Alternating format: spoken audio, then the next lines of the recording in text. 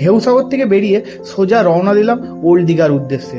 সমুদ্রের ধারে ধারে যে রাস্তা রয়েছে সেই ধরেই হাঁটা লাগালাম।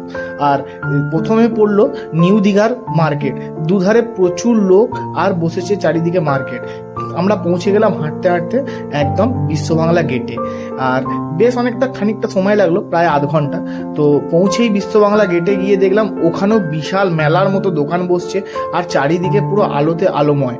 তো বসে কিছুক্ষণ বেশ আড্ডা মারলাম সব বন্ধুরা মিলে, আর চারধারে ফটোগ্রাফি ভিডিওগ্রাফি করে তারপরে একটা দারুণ বিশ্ববাংলার যে সামনের ফটোটা, ওখানে দাঁড়িয়েও বেশ অনেকক্ষণ আড্ডা, বসে ফটো তোলা সব কিছু হলো।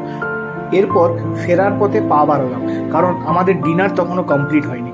কিন্তু সমুদ্র ছেড়ে যেন যেতে ইচ্ছেই করছিল না, সে কারণে সমুদ্রের পাড়ে আবার গিয়ে বসলাম অন্ধকারে।